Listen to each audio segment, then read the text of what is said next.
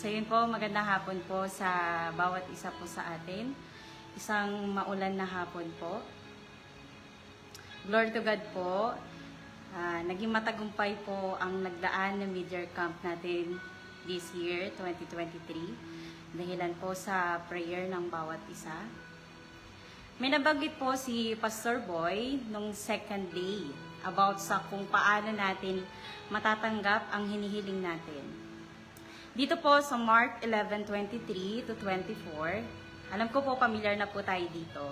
Sabi niya pong ganun dito, tandaan ninyo ito kung kayo'y nananampalataya sa Diyos at hindi kayo nag-aalinlangan, maaari ninyong sabihin sa bundok na ito, umalis ka riyan at tumalon ka sa dagat at ito nga ay mangyayari. Kaya't sinasabi ko sa inyo, anuman ang hingin ninyo sa inyong panalangin, maniwala kayong natanggap na ninyo iyon at matatanggap nga ninyo. Sabi niya pong ganun dito, ito ang mga ugali ng mga Kristiyanong successful. Matatanggap mo yung hinihiling mo, number 1, kung ikaw ay mapag-confess. Sabi niya pong ganun dito, what you confess, it will be manifest. Kung ano yung lumalabas sa bibig natin, yun ang mangyayari sa paligid po natin. Sobrang laki po ng impact ng mga lumalabas sa bibig po natin. Pangalawa, mapag-expect. Nandun yung expectation po natin, nandun yung pag-asa. Sabi niya dito, expect the unexpected. At pangatlo, para makuha po natin yung hinihiling natin, ay yung mapagpatawad. Sabi niya dito, confess ka lang ng confess, expect ka lang ng expect, at patawad ka lang ng patawad.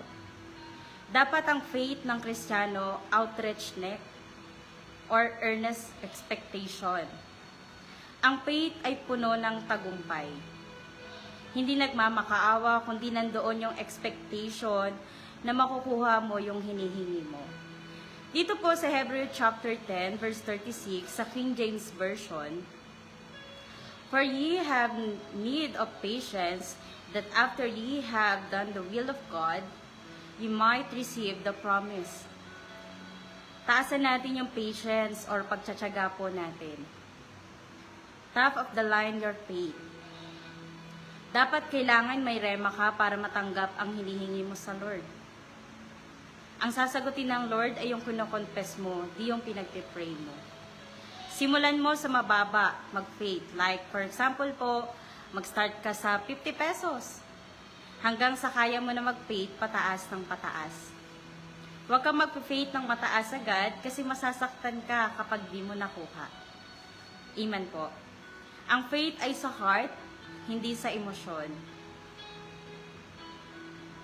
Nitong nagdaan po na camping, before po mag-camp, sa lugar po ng Florida Blanca, konting testimony lang po, kami po ay nanghiram ng sasakyan sa munisipyo at nagbigay po kami ng letter yan kay Vice Mayor at kay Mayor. Ngayon po, pa-explain ko po yung story.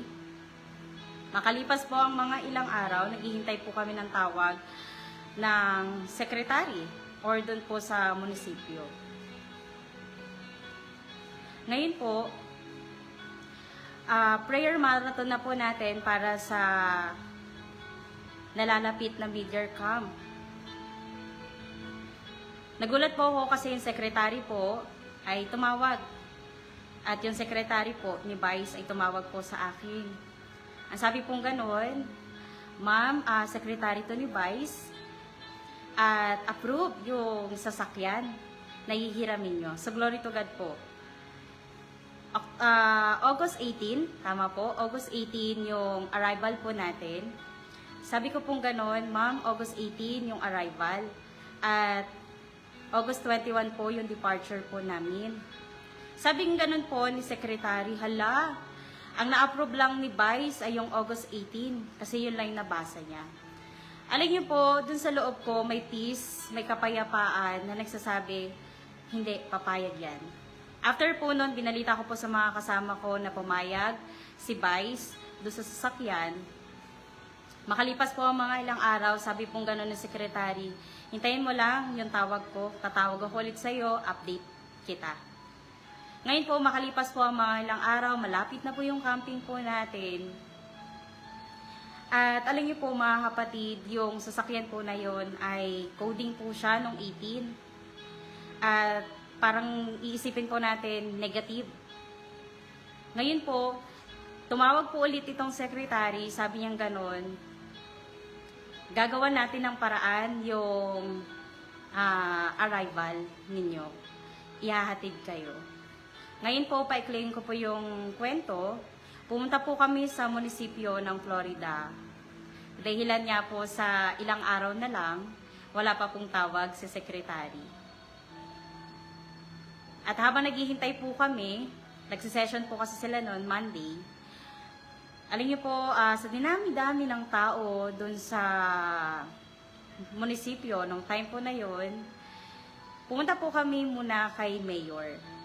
Sa kasamang palad po, wala po kay Mayor. Yan, negative po yung sasakyan, pero kay Vice, okay na po kami dun. Nagulat po kami kasi sa dinami-dami po ng mga taong nakapila, ang church po natin yung priority. Lumabas po yung secretary at ang sabi niya ganun, pasensya na kayo kasi sobrang busy talaga namin. Nagsisession kasi kami ngayon. Sabi ko pong ganun, hala, pasensya na po. Ganyan. Alam niyo po, sabi po ng secretary, nilapag niya po yung papel at nakalagay po doon, reserve. Nakalagay po yung pangalan ng church po natin, Rema. At yung contact number ko po. Sobrang laki po niya. At doon po sa 21, naka-reserve din po yun. Hindi ko po alam kung sino po yung nagpa-reserve. Pero naka-reserve po siya. Alam niyo po, sabing ganon ni secretary, sige, gagawa natin ng paraan yung departure nyo kung masusundo kayo. Sabi ko pong ganon, opo ma'am, kasi mahirap din po talagang mag-commute. Sabi ko pong ganon. Pero dun sa loob po, sabi ko, Lord, salamat sa pabor. Salamat sa pabor, Lord. Salamat sa pabor. Paikluin ko po yung istorya. Nakuha po namin yung sasakyan. Nahihatid po kami. Gumawa po ng travel order yung sa munisipyo, yung driver. At glory to God po, kami po ay nasundo nung 21. Sabi pong gano'n ng driver, nagulat po siya kasi ang dami daw pong nagre-request po doon sa munisipyo. Yung church po natin sa Rema, Florida, ang pinagbigyan. Sa dinami-dami po ng mga nagre-request po, tayo po ang napagbigyan. So glory to God po. Habang nagsasalita po yung driver po nung mga time po na yun, medyo naiiyak po ko, pero hindi ko lang po pinapahalata. Sabi ko, glory to God po. At ang sabi niya pa pong ganon, alam niyo ba, dahilan sa naka-reserve yung 21, sabi kong ganon, kayo na lang ang i-priority, kayo na lang ang susunduin. Sa madaling salita po, kami po ay naihatid at naisundo noong August 18 and August 21. Sabi niya pong ganun dito sa Matthew 21, verse 22. Ano man hingin ninyo sa panalangin ay tatanggapin ninyo kung naniniwala kayo. Noong mga time po na ito po yung nagre-rema po sa akin. Ang sabi niya pong ganun dito, ang faith ay sa heart, hindi sa emosyon. Kaya sa bawat isa po sa atin, ini-encourage ko po ang bawat isa na ingatan po natin yung bawat lumalabas sa ating bibig. Sabi niya ganun dito, confess ka lang ng confess, expect ka lang ng expect, patawad ka lang ng patawad. At makukuha mo, matatanggap mo yung hinihiling mo sa Panginoon. Ngayon po mga kapatid, next camping po natin ay Sembreak Camp na. Sabi niya pong ganun dito, confess ka lang ng confess, expect ka lang ng expect, patawad ka lang ng patawad. And it will manifest. Amen po? So God bless po ulit sa bawat isa. Pinagpalang araw po, pinagpalang hapon, at pinagpalang ulan sa bawat isa po sa atin. God bless you po. Sige po, minsan pa po manalangin po tayo. Aming Ama, sa pangalan ni Jesus Lord, napapasalamat kami sa mga oras na ito.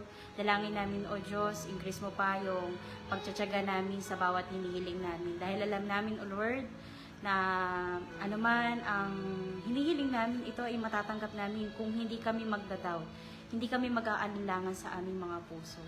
Dahil ikaw ang Diyos noon, ngayon, at magpakailanman na siya ang sumasagot ng aming mga dalangin. Salamat po, O Lord, pagpalain mo ang bawat nanonood at bawat manonood pa sa live na ito. Pinupuri ka namin at pinapasalamatan. Ito po ang aming hinihiling, Ama, sa pangalan ni Jesus. Amen. God bless you po ulit sa bawat isa po sa atin.